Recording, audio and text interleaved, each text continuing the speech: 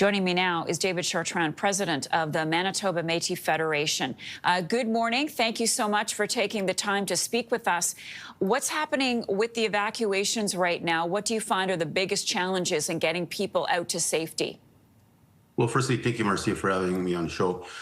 First, I think the number one issue is the look. If there's fires going and the smoke is too strong, then there's all cancellations of all flights. There's no regular flights that are going in, so military right now is doing most of the flying.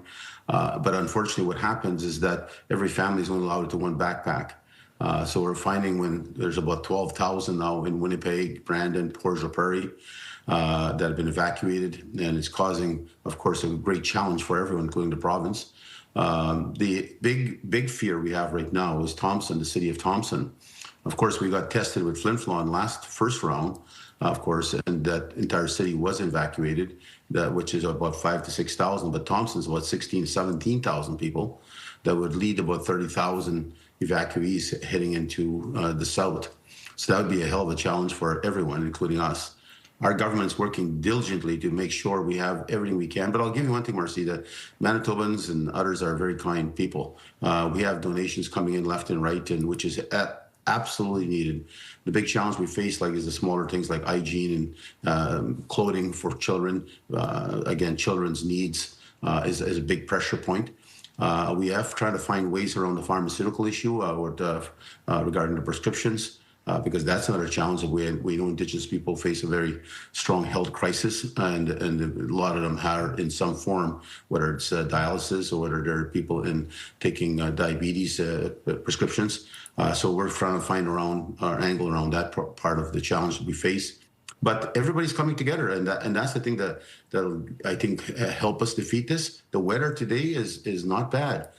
Any cool weather, and now we know the difference of a few degrees, Marcy. It's not about whether you're too hot or too cold. You take off your sweater, put on a t-shirt. Here today, firefighters pray for a few temperature drops to come down so they can help achieve a better grip on this fire. Yeah. Rain, of course, everybody's praying for rain. There's some small millimeters of precipitation right now in the north. Nothing dramatic that can really do a great favor for us. But everybody's coming together, Marcy, and that's, I think, the key right now. But we're still seeking a lot of different products we do need and supports. And my Métis government, the Red River government, is serving everyone, no matter who you are. It's not just Métis, it's First Nation and non-Indigenous. We had actually a 90-something-year-old Ukrainian lady came in, doesn't speak English. The other day she flew her in, and there was no interpreter, so we were scrambling around. Thank God we have Ukrainian employees. Wow. We were able to, she has some mental issues. And she was into basically I'll call it a fear of what was happening. She didn't realize what was happening to her, and she went into panic mode and really went actually screaming and yelling for help, and everybody's trying to help her, but she didn't know what was happening to her.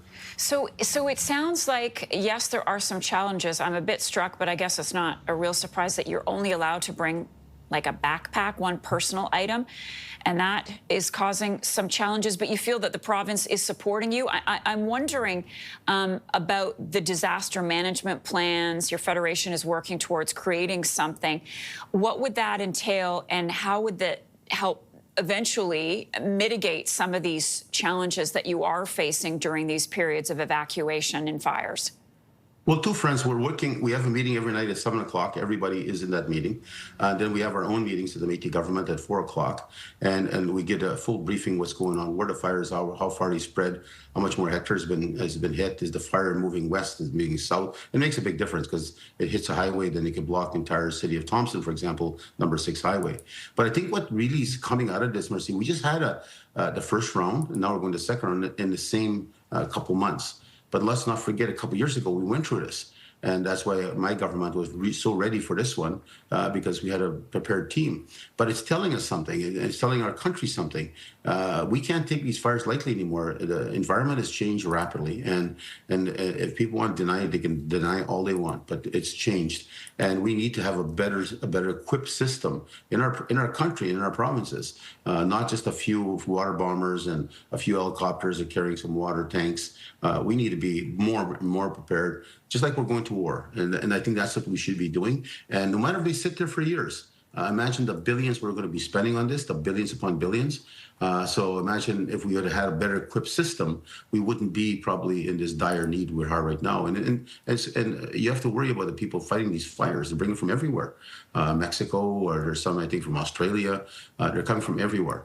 So we need to figure out how do we better prepare ourselves as a country. Let's not take this lightly. Just don't look at it as a forest fire. It'll go away. The rain will put it out. It's not it anymore. You could lose entire Split Lake, for example. I think one of the northern reserves, I think lost 7 or 8 houses and maybe more. So you can entire villages. We see that in the United States. So we can't have that here, and we need to be better prepared. And I think I hope that's a message that'll be coming. I'm meeting with the Prime Minister probably in a couple of weeks, and I assure you, even though I'm talking about Bill C-5, I will be talking with the subject with him.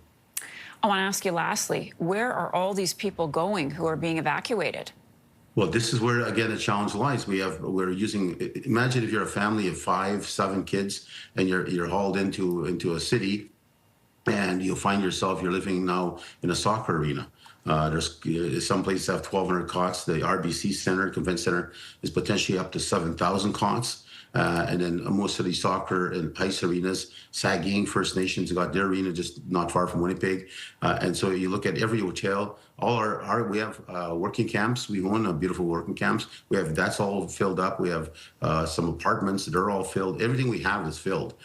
So when we're looking at it, thank God for these big arenas that are coming on board and helping out and willing to donate their arena to put costs in. But now you're living amongst 1,000 people, or something like Mosianko is 1,200 cots, or I'm sorry, Lila, and that's 1,200 people in the same room, because it's not like you have individual rooms. It's all their costs are placed in a big soccer arena, and that's where you all live. So the privacy is gone, and then your next door neighbor is right beside you, and what we're also another point that we saw, Marcy, that we picked out the first round of the fire that went through here, is that we're finding a lot of children with medical issues, serious medical issues, and that's a big issue. We found some who have cancer, autism, and so forth, and you can't just place them in an arena with 1,200 kids, so 1,200 people. I'm sorry. So when you look at it from that context, we're trying to figure that angle around. Thank God we got some nurses that work for us at the Federation and also the province.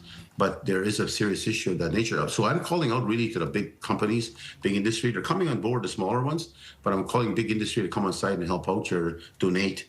Although we have big hearts in Manitoba, and I think this country, Canada, I'm asking big industry to stop taking and say, look, send some hygiene products our way. Help these kids right now. They need their toothbrushes. They need their stuff to make sure they're in better places. Some of them need blankets and so forth and so forth. So again, it's a challenge. But the good thing is we're all coming together, and it's like what happened with Trump, right? It drawed us all together, and so it's drawing us all. This fire is drawing us together to help each other. So I think we're going to do well. Yeah, I think a lot of people are going to hear this and want to help out as well. David Chartrand is the president of the Manitoba Metis Federation. Always great to speak with you. Thank you so much for everything that you're doing and for taking the time out to speak with us. Thank you, Marcia.